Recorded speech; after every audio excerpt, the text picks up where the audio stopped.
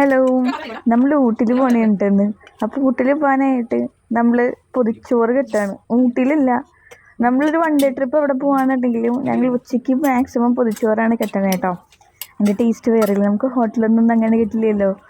അപ്പം വർഷത്തിലൊരിക്കൽ ഇക്കാക്ക ഗൾഫിൽ, അപ്പോൾ ഇക്കാക്ക വരും. ഇക്കാക്ക വരുമ്പോൾ എവിടെയെങ്കിലും നമ്മൾ അടുത്തുള്ള എവിടെയില്ല, അടുത്തല്ല സൗത്ത് ഇന്ത്യയിൽ എവിടെയെങ്കിലും പോകും. വർഷങ്ങളായിട്ട് നടക്കുന്നതായിട്ട് സംഭവം.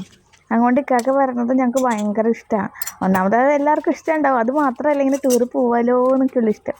അപ്പോൾ നമ്മൾ പൊതിച്ചോറ് കെട്ടാണ്. പൊതിച്ചോറിൽ ചെമ്മീൻ വറുത്തതുണ്ട്, മുട്ടയുണ്ട്, ചമ്മന്തിയുണ്ട്, വെണ്ടയ്ക്ക മെഴുക്ക് പുരട്ടിയുണ്ട്, അച്ചാറുണ്ട്. പിന്നെ ഞാൻ തലേന്ന് മോരുകറി ഉണ്ടാക്കി വെച്ചിട്ടുണ്ട്. ഇവിടെ തേങ്ങ അരക്കാത്ത മോരുകറി ആട്ടോ ഉണ്ടാക്കി വെച്ചിരിക്കുന്നത്.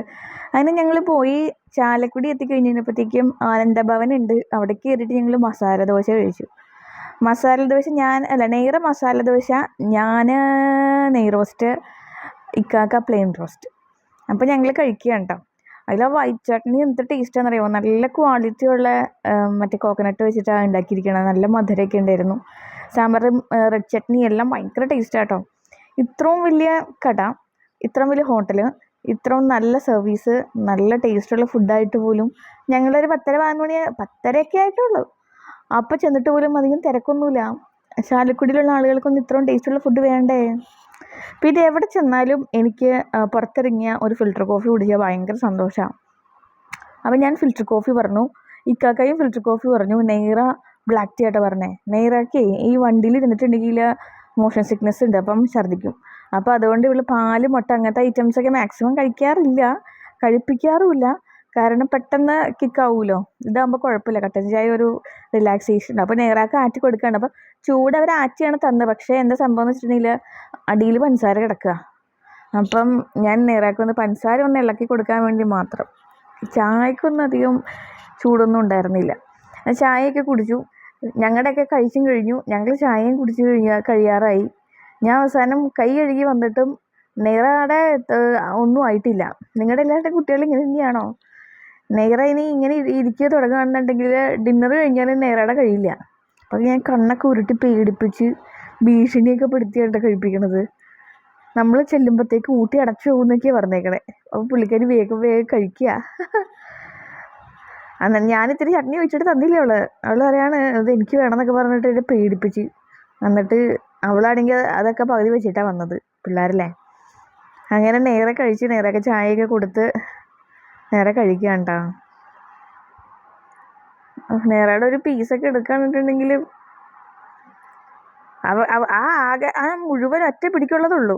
അത് കഴിച്ച് തരില്ല. പൈസയൊക്കെ റീസണബിൾ പ്രൈസ് കേട്ടോ. പിന്നെ ഇത്രയും നാളായി ഈ കുതിരാൻ ടണൽ വന്നിട്ടുണ്ടെങ്കിലും ഇതുവരെ അത് പോയി കാണണമെന്ന് തോന്നിയിട്ടുമില്ല, എന്നാൽ കണ്ടിട്ടുമില്ല. അങ്ങനെ ടണലിലേക്കൂടെ പോവാം. നമ്മുടെ യൂറോപ്പിലൊക്കെ പോകുമ്പോൾ തന്നെ ഉണ്ട് കേട്ടോ. പക്ഷേ ഇവിടെ നിന്ന് നോക്കിയിട്ടുണ്ടെങ്കിൽ പുറമൊന്നും കാണാൻ പറ്റുള്ളത് വൈറ്റ് മാത്രമല്ലേ. പക്ഷേ നമ്മൾ അത് കഴിയുമ്പോഴാണ് നമുക്ക് ആ ഒരു അത് ഭയങ്കര രസമായിരുന്നു കേട്ടോ. അത് പുറം കാണാൻ പറ്റാണ്ട്. അങ്ങനെ ഉച്ചയ്ക്ക് 2 മണിയായി. തമിഴ്നാടൊക്കെ കയറി നമ്മൾ കുറച്ചങ്ങോട്ട് പോയി. വൃത്തിയുള്ള സ്ഥലം പോയി ഇപ്പോൾ ഊട്ടി എത്താറായി. എന്നിട്ട് ഞങ്ങൾ ചുമ്മാ പറഞ്ഞാൽ ഊട്ടി ഒന്നും എത്താറായിട്ടില്ല, എനിക്കിത്തിരി വൃത്തിയുള്ള സ്ഥലമൊക്കെ വേണമെന്നൊക്കെയുണ്ട്. അപ്പം അവിടെ ഇരുന്ന് കഴിക്കുക, ഇവിടെ ഇരുന്ന് കഴിക്കാമെന്നൊക്കെയൊക്കെ പറയും. ഒന്നാമത് മിക്ക സ്ഥലത്തും മങ്കിയുണ്ട്, കുരങ്ങന്മാരുണ്ട്. അപ്പം എനിക്കൊരു പേടി. നമ്മൾ തുറന്നില്ല, എന്നാലും തുറന്നിട്ടിട്ടൊന്നുമില്ല വിൻഡോസൊന്നും, എന്നാലും ഒരു സമാധാനം. അങ്ങനെ നമ്മൾ നിൽക്കുന്നത് ഒരു ഹോട്ടലിൻ്റെ ഫ്രണ്ടിൽ തന്നെ കേട്ടോ. ഹോട്ടലിൽ തൊട്ട് ഫ്രണ്ടിലല്ല, കുറച്ച് മാറി ആൾക്കാരൊക്കെ ഉള്ള സ്ഥലത്ത് തന്നെയാണ്. അപ്പോൾ നമ്മൾ ഫുഡ് കഴിക്കുകയാണ്. നമ്മുടെ കറിയൊക്കെ ഇപ്പം നല്ല ടേസ്റ്റ് ആയിട്ടുണ്ട് കേട്ടോ. ഇപ്പം ഒരു എത്ര മണിക്കൂറായി? 8 മണിക്ക് കെട്ടി വെച്ചതാണ്.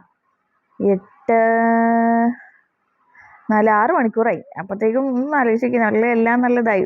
ചീത്തയാവുമെന്ന് ഭയങ്കര പേടിയുണ്ടായിരുന്നു. പക്ഷേ ഇല്ല, ഞാൻ രാവിലെ ഉണ്ടാക്കിയ ചോറൊക്കെയല്ലേ, അങ്ങനെ ചീത്തയൊന്നും ആവില്ല. പിന്നെ ചീത്തയാവേണ്ട ഫുഡ് ഐറ്റംസ് ഒന്നും ഇതിൽ വെച്ചിട്ടുമില്ല. ഈ അച്ചാറും മുട്ടയൊക്കെയല്ലേ. ചിലവർക്ക് തണുത്ത മുട്ട ഇഷ്ടമല്ല കേട്ടോ. നേരൊക്കെ തണുത്ത മുട്ടയൊന്നും ഇഷ്ടമല്ല, സ്കൂളിൽ കൊണ്ടുപോകുന്നില്ല. എന്നാലും ഞാൻ ഭംഗിക്ക് വെച്ചതാണ്. അങ്ങനെ നമ്മൾ ചുരം കയറി തുടങ്ങി. ചുരം കയറി ഒരു നമ്മൾ മുകളിലായപ്പോഴത്തേക്കും ദേ കണ്ട, എനിക്കിങ്ങനെ കാണിക്കുന്ന സ്വഭാവം ഉണ്ട് കേട്ടോ. പിന്നെ നല്ല ഭംഗി. ഇത് എനിക്ക് തോന്നുന്നത് നീലഗിരിയിലേക്ക് കയറി. നീലഗിരിയിൽ നമ്മുടെ വെസ്റ്റേൺ ഗഡ്സിൻ്റെ ഭാഗമാണല്ലോ, നീലഗിരി ജോയിൻ ചെയ്യുന്ന സ്ഥലമാണല്ലോ. അപ്പോൾ ഇതൊക്കെ നീലഗിരിയുടെ ഭാഗമായിരിക്കും. ഐ മീൻ വെസ്റ്റേൺ ഗഡ്സിൻ്റെ ഭാഗമാണെന്ന് ഞാൻ വിശ്വസിക്കുള്ളൂ. എനിക്ക് അറിയാൻ പാടില്ലെങ്കിൽ പറഞ്ഞാൽ കേട്ടോ. അങ്ങനെ നമ്മളിങ്ങനെ പോവുകയാണ്. ഇപ്പം നമ്മൾ ഊട്ടി എത്തിയിട്ടുണ്ടോയെന്ന് ചോദിച്ചാൽ എത്തിയിട്ടുണ്ട്. എന്നാൽ നമ്മുടെ പ്ലേസ് എത്തിയിട്ടുണ്ടോയെന്ന് വെച്ചാൽ ഇല്ല. ഏകദേശം ആ ഒരു സ്ഥലത്ത് എത്തി. നമ്മുടെ ആ ഊട്ടീൻ്റെ പോലത്തെ ബിൽഡിങ്സ് ഒക്കെ ആയില്ലേ, പല കളറാണ്. നമുക്ക് തോന്നുമ്പോൾ അയ്യേ ഇവരെന്നെ ഇങ്ങനെ കളറൊക്കെ അടിച്ച് വെച്ചേക്കണേന്ന്. പക്ഷേ ഒന്നാമത് ഈ ഊട്ടിയുടെ ഏറ്റവും വലിയ ഭംഗി എന്നൊക്കെ പറയുന്നത് ഈ ഹിൽ സ്റ്റേഷനും അങ്ങനെയുള്ള വീടുകളൊക്കെ ആട്ടോ. അല്ലെങ്കിൽ എല്ലാം വൈറ്റ് വീടൊക്കെ ആയിട്ടുണ്ടെങ്കിൽ എന്ത് ഭംഗിയുണ്ട് കാണാനായിട്ട്. ഇനി എൻ്റെ കുറച്ച് പട്ടിഷോ കേട്ടോ, ഞാൻ ഹസ്ബൻഡിൻ്റെ അടുത്ത് സംസാരിച്ചുകൊണ്ടിരിക്കുന്നതാണ്. ഞാൻ ഇങ്ങനെ കാണിക്കാണ്. ഞാൻ നോക്കിയപ്പോഴേ എന്നെ കാണാൻ നല്ല ഭംഗിയാണ്. ഫിൽറ്റർ ഇട്ടിട്ടല്ല കേട്ടോ, ശരിക്കും ഭംഗിയാണ്. അധികം ഫിൽറ്റർ ഒന്നും ഇട്ടിട്ടില്ല, ഒന്ന് ക്ലിയർ ആക്കി മുഖം, മാത്രമേ ഉള്ളൂ. അങ്ങനെ പോയി. ഇത് പൈൻ ഫോറസ്റ്റ് ആട്ടോ. അങ്ങനെ എൻട്രി ഒന്നുമില്ല. പ്രൈവറ്റിൻ്റെ ആണോ?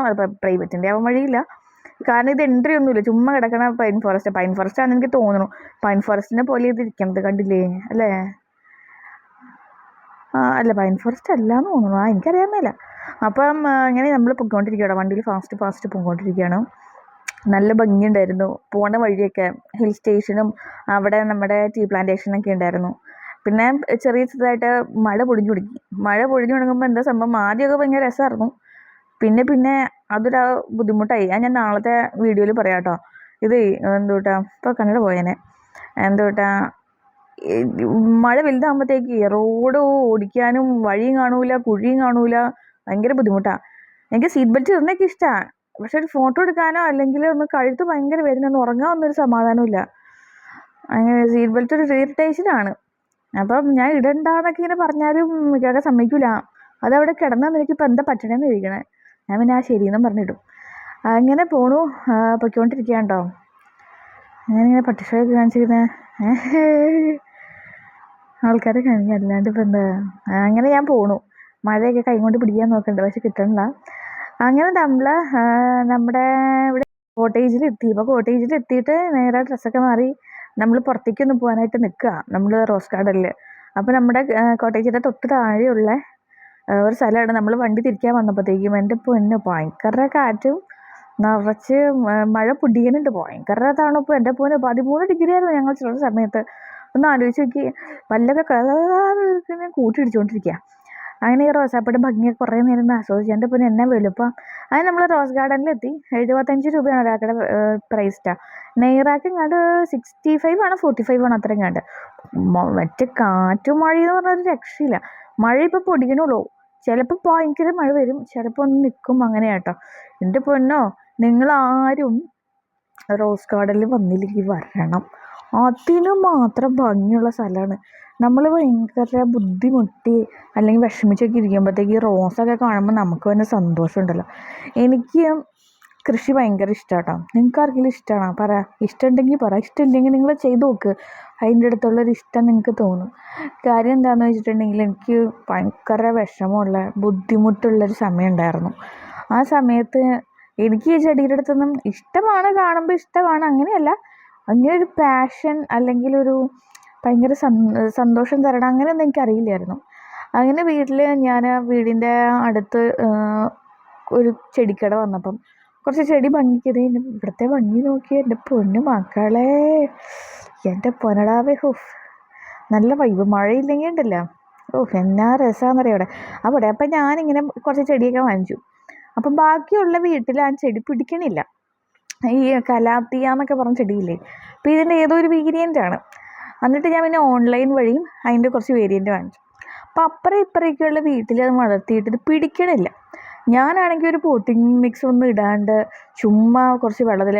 അപ്പോൾ അപ്പുറത്തെ വീട്ടിൽ ഇത്തായിക്കൊന്നും എന്നെ ഷബാനി കാണിച്ചേക്കണേ, എന്തോട്ടെ വെള്ളം ഇങ്ങനെ ചെളിയായിട്ട് ഇരിക്കുകയെന്നുണ്ടെങ്കിൽ ഇത് വളരൂല. നല്ല പോട്ടിങ് മിക്സൊക്കെ ഇട്ട് ചാണാനൊക്കെ കൊടുത്ത് നന്നായിട്ട് വളർത്തണം, എന്നാലേ നിൽക്കുള്ളൂ എന്ന് പറഞ്ഞു. ഞാൻ പറഞ്ഞു എൻ്റെ പൊന്ന് സജനത്തെ എനിക്ക് സമയമില്ല, എനിക്ക് ഇങ്ങനെയൊക്കെ വളർത്താനേ പറ്റുള്ളൂ, വളരുവാണെങ്കിൽ വളരട്ടെ എന്ന് പറഞ്ഞു. അവരുടെയൊക്കെ പോയി എൻ്റെ ഭയങ്കര ബുഷായിട്ട് വളർന്നു. ഷബാന ഒന്നും നോക്കണില്ല, ഷബാന ചുമ്മാ കുഴിച്ചു വെക്കുക. എന്നിട്ട് അതിലൊക്കെ വളരണം, ഞങ്ങളിങ്ങനെ പൊന്നുപോലെ നോക്കിയിട്ട് വളരണില്ല എന്ന് പറഞ്ഞു. അപ്പോൾ അതെനിക്കെന്തോ ഒരു അംഗീകാരം കിട്ടിയ പോലെ എനിക്ക് തോന്നിയത്. അങ്ങനെ കൃഷിയിലേക്ക് പയ്യെ കിടന്നു. പിന്നെ പയ്യെ കുറച്ച് ഫ്രൂട്ട്സ് പ്ലാന്റ്സ് വാങ്ങിച്ച് ബാക്കിൽ വെക്കൽ തുടങ്ങി. പിന്നെ കാണണ വഴിയിലൊക്കെ പ്ലാന്റ്സ് കാണുമ്പോൾ അതൊക്കെ വാങ്ങിക്കാൻ തുടങ്ങി. പിന്നെ പയ്യെ പോട്ടിങ് മിക്സ് തയ്യാറാക്കേണ്ടതൊക്കെ യൂട്യൂബിലേക്കൂടെ കണ്ട് പഠിച്ചു. പിന്നെ ഓരോ ചെടികളിലെ ഓരോ പൂവും ഓരോ ഇലയും ഓരോ കായും ഒക്കെ വരുമ്പോൾ ഭയങ്കര സന്തോഷമാണ്. പിന്നെ അടുത്തുള്ളൊരു കടയിൽ നിന്ന് നമ്മൾ മറ്റേ പാകിസ്ഥാനി മൾബറി, ഭയങ്കര നീട്ടുള്ളൊരു മൾബറിയാണ്, നല്ല മധുരമുള്ള.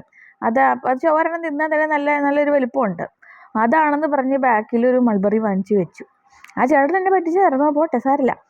അപ്പോൾ അത് മൾബറി എന്ന് വെച്ചിട്ടുണ്ടെങ്കിൽ ഒരു കുഞ്ഞിക്കോട്ട് കടുകിൻ്റെ അത്ര, കടുക് അങ്ങനെയല്ല, ഒരു ചെറിയൊരു കായ അതിലുള്ളൂ. എന്നാലും ഞാനിങ്ങനെ പോയി നോക്കും മൾബറി വന്നോ. മൾബറി ഓരോ ദിവസം ഓരോ കളറാണല്ലോ. അതൊന്ന് ബ്ലാക്കായി എത്താൻ 2 ആഴ്ചയുടെ മേളിലെത്തും, 2 ആഴ്ച കഴിയും. അപ്പോൾ അതുവരെ നോക്കി അതിൻ്റെ പുറകെ നടന്ന് അപ്പോൾ ബ്ലാക്ക് ആവണ ദിവസം അതേതെങ്കിലും കാക്കയോ കിളിയോ കുരുവിയോ ഒറ്റിക്കൊണ്ട് പോകും. പിന്നെയും അടുത്തത് വരുമ്പോൾ ഇങ്ങനെ. അപ്പം നമുക്കതൊക്കെ ഒരു റിലാക്സേഷൻ, നമ്മുടെ മനസ്സിലുള്ള വിഷമങ്ങൾ കളയാൻ പറ്റിയ ദിവസം. പിന്നെ എനിക്കിങ്ങനെ ടെൻഷനൊക്കെ അടിക്കുന്ന ദിവസം ഞാൻ മറ്റേ സിസറുണ്ട്, മറ്റേ നമ്മുടെ പ്രൂൺ ചെയ്യണ സിസറില്ലേ, അതുകൊണ്ടൊന്ന് പുറത്തിറങ്ങും, എല്ലാം ഒന്ന് കട്ടൊക്കെ ചെയ്ത് അതിൻ്റെ ചെടികളുടെ സൈഡിലേക്കൂടെയൊക്കെ നടക്കുമ്പോൾ റിലാക്സേഷൻ. പിന്നെ എൻ്റെ വേറൊരു റിലാക്സേഷൻ കണ്ടുപിടിക്കണമെന്നാണ്, ഞാൻ ടെൻഷനായിട്ടിരിക്കുമ്പോഴത്തേക്കും ഞാൻ പുറത്തു പോകും. വെച്ചാൽ ഹസ്ബൻഡ് പുറത്തല്ല, പക്ഷെ എനിക്ക് 2 വീലർ ഉണ്ട്. അപ്പം ഞാനും കൊച്ചും കൂടെ കൂടിയിട്ട് എറണാകുളത്ത് ഇങ്ങനെ അടുത്തൊക്കെയുള്ള ഏതെങ്കിലും ഫുഡ് സ്പോട്ടോ, എന്നുവെച്ചാൽ എല്ലാ ഫുഡൊന്നും ഞാൻ കഴിക്കില്ല, ചിക്കനൊന്നും ഞാൻ കഴിക്കില്ല, ബീഫ് ഞാൻ അങ്ങനെ കഴിക്കില്ല. ബീഫിനെ ഗ്രേവിയൊക്കെ ഒന്ന് കഴിക്കും എന്നല്ലാണ്ട് അങ്ങനെ ബീഫൊന്നും കഴിക്കില്ല. അപ്പോൾ ഈ നമ്മുടെ ഈ ജ്യൂസസോ പിസ്സയോ എല്ലാം വെജിൻ്റെ. അപ്പം പിസ്സയോ അങ്ങനെ പിസ്സ ഒന്നും അങ്ങനെ കഴിക്കണമെന്നല്ല കേട്ടോ, വർഷത്തിൽ 2 തവണ ഞങ്ങൾ പിസ്സ കഴിക്കാറുള്ളൂ. പിന്നെ ബർഗർ ഇടയ്ക്കിടയ്ക്കൊക്കെ വാങ്ങിക്കും, ഞാൻ കഴിക്കില്ല, കൊച്ചു വാങ്ങിച്ചു. പിന്നെ അവൾക്കൊരു ഇഷ്ടത്തിന് ഒരു 2 മാസമൊക്കെ കൂടുമ്പോൾ ഒരു ബർഗറൊക്കെ വാങ്ങിച്ചു കൊടുക്കും. അല്ലാണ്ട് പിന്നെ എൻ്റെ ഒരു ജങ്ക് ഫുഡ് എന്ന് പറയുന്നത് ബിരിയാണിയാണ്. അത് കഴിക്കുമ്പോൾ ഒരു സമാധാനമുണ്ട്. പക്ഷേ കഴിച്ച് മടുത്തു. ഇപ്പോൾ ബിരിയാണിനേക്കാളും ഇഷ്ടം സാധാ ചോറും മീൻകറിയും കിട്ടുവാണെങ്കിൽ അതാണ് ഏറ്റവും സാറ്റിസ്ഫാക്ഷൻ. ഇപ്പം അങ്ങനെ ഒരു ബിരിയാണി ഒരു ഭ്രമം ഇല്ല. പണ്ട് ഞാൻ മന്തി കഴിക്കൂലായിരുന്നു. പിന്നെ മയണൈസ് വെച്ച് മന്തി കഴിച്ചപ്പോൾ എനിക്കൊരു ദിവസം നല്ല ടേസ്റ്റായി തോന്നി. ചിക്കൻ ഞാൻ കഴിക്കില്ലല്ലോ. അപ്പോൾ ഇവർ മന്തി വാങ്ങിക്കുമ്പോഴത്തേക്കും ഞാൻ റൈസും മയണൈസും കൂട്ടി കഴിക്കും, ഇവരല്ലാതെ കഴിക്കുമായിരുന്നു. അങ്ങനെ കുറച്ച് നാൾ കഴിഞ്ഞപ്പോഴാണ് ഈ മയണൈസ് കൂട്ടി കുറേ പേര് മറ്റേ ഫുഡ് പോയ്സൺ വന്നിട്ട് ഹോസ്പിറ്റലായതും മരിച്ചതൊക്കെ അറിഞ്ഞത്. അതേ പിന്നെ ഈ സാധനം കഴിക്കണമെന്ന് ഇത് കാണുമ്പോൾ തന്നെ വല്ലാത്തൊരു ബുദ്ധിമുട്ടാണ്, ഒന്നും വെറുത്തുപോയി ആ സാധനം. അതുകൊണ്ട് ഇപ്പോൾ മയണൈസ് ഒക്കെ വാങ്ങിച്ചിട്ട് ഒരു 2 വർഷത്തിന് മേളിലാണ് കേട്ടോ. എനിക്ക് ആ സാധനം ഇഷ്ടമല്ല. പിന്നെ നമ്മൾ മസ്കറ്റിൽ പോയപ്പം അവിടെ നിന്ന് വാങ്ങിച്ചു, അവിടെ പക്ഷെ മയണൈസ് ഇല്ല. അവിടെ മയണൈസ് ഒന്നുമില്ല. നമ്മൾക്ക് വേണമെന്നുണ്ടെങ്കിൽ നമ്മൾ ഈ റെഡിമെയ്ഡ് മയണൈസ് ഇല്ലേ, അത് വാങ്ങിക്കണം. അതൊന്നും വാങ്ങിക്കൊന്നുമില്ല, ചുമ്മാ അപ്പോൾ എനിക്ക് ഇഷ്ടപ്പെട്ടില്ല. അവിടെ നല്ല റൈസിന് നല്ല ടേസ്റ്റില്ല. ഫിഷിൻ്റെ ആയിരുന്നു മന്തി വാങ്ങിച്ചത്, വലിയ ടേസ്റ്റൊന്നുമില്ല. നല്ല ടേസ്റ്റ് ഉണ്ടെന്നൊക്കെ പറഞ്ഞ് ഇക്കായും കുട്ടിയും കഴിക്കണ്ടായിരുന്നു.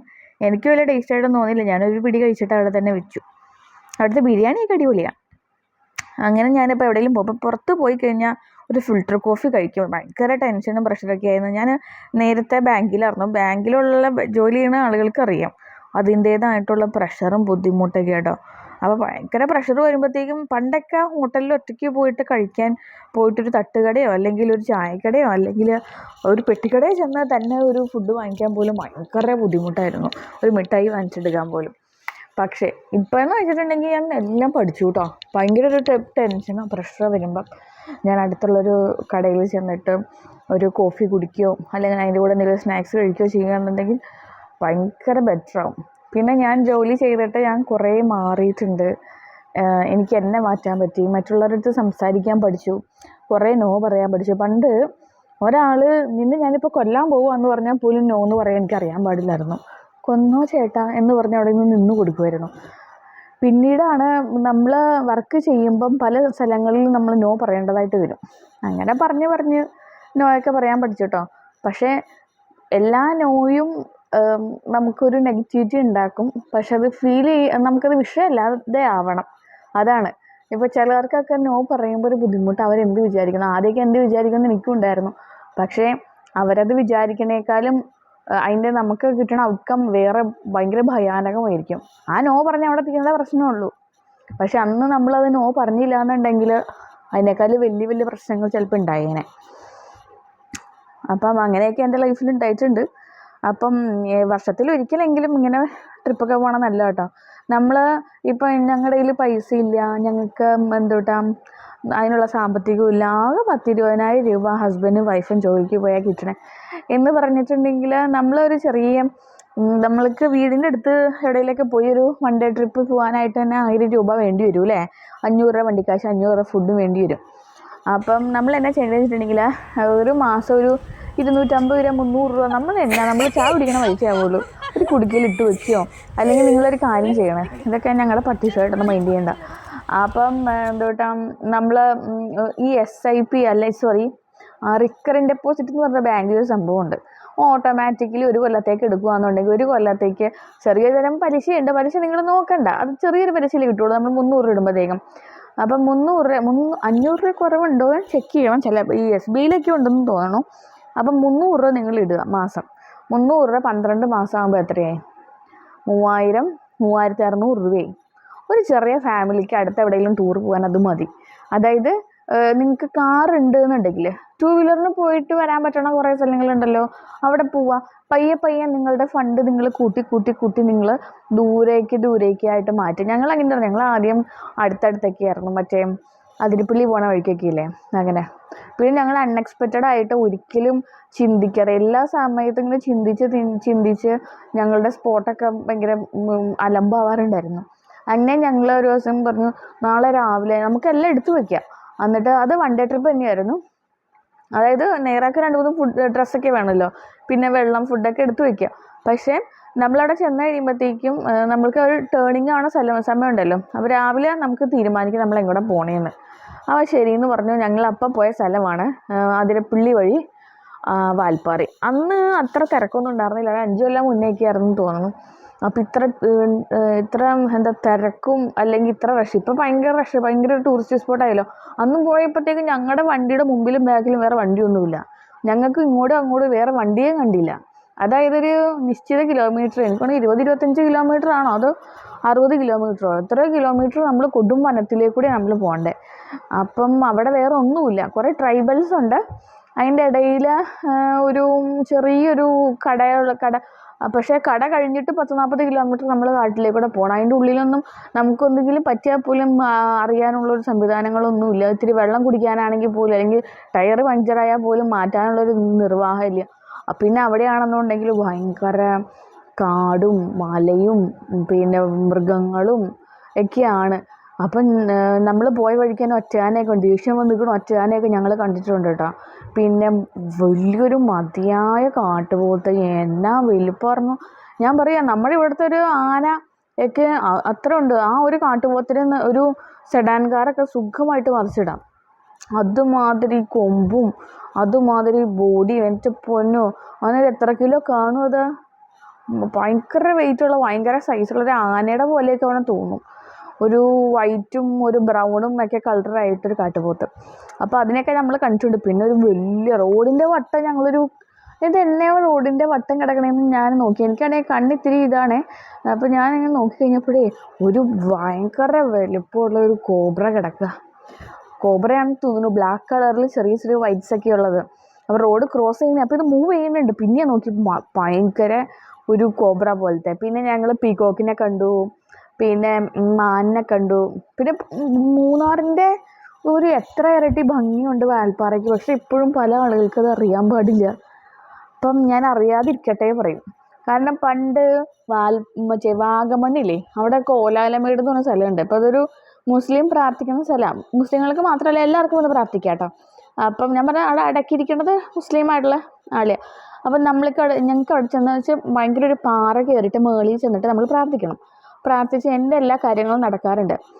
കുറേ ആൾക്കാരുടെ എല്ലാ കാര്യങ്ങളും നടക്കാറുണ്ട്. അപ്പോൾ ഞങ്ങളൊക്കെ അന്ന് ചെല്ലണ ദിവസം ഒട്ടും വണ്ടിയില്ല, ചിലപ്പോൾ 2 വണ്ടിയോ 3 വണ്ടിയൊക്കെ ഉണ്ടാവും. അപ്പോൾ ദൂരത്തുനിന്ന് വന്ന വഴിക്കൊന്നും വേറെ കടകളൊന്നും ഇല്ലാത്തത് കൊണ്ട് മുകളിൽ വെച്ച് കുക്ക് ചെയ്തിട്ട് എല്ലാവരും കഴിക്കും. നമ്മളും ഇവിടുന്ന് ഫുഡ് കൊണ്ടുപോയി താഴത്ത് അവിടെ ഇരുന്നിട്ട് കഴിക്കുകയൊക്കെ ചെയ്തുകൊണ്ടിരുന്നത്. അപ്പം നമ്മൾ രാവിലെ പോകും, ഉച്ചയാകുമ്പോൾ എത്തുമ്പോഴത്തേക്കും പ്രാർത്ഥനയൊക്കെ കഴിഞ്ഞ് ഉച്ച കഴിഞ്ഞ് മല ഇറങ്ങി കഴിഞ്ഞിട്ട് നമ്മൾ ഫുഡ് കഴിച്ച് തിരിച്ച് വരാം. അങ്ങനെയായിരുന്നു.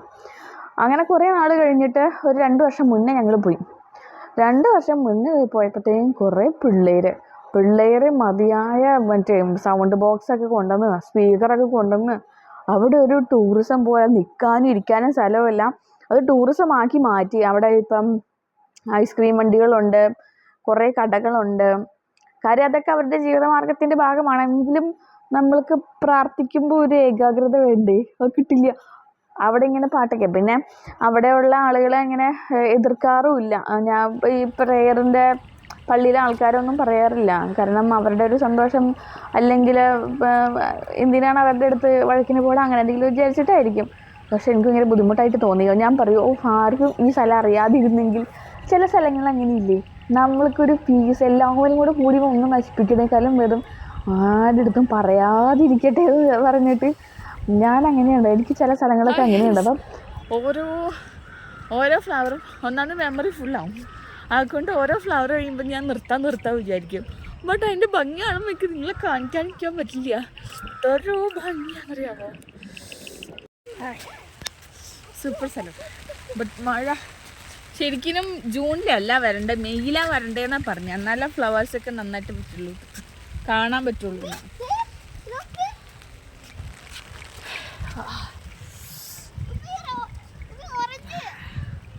തിന്ന പറിച്ചു തിന്നോ.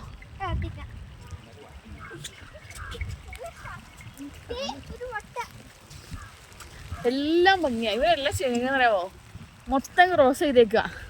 റോസ് എല്ലാ കളറായിട്ട് ക്രോസ്.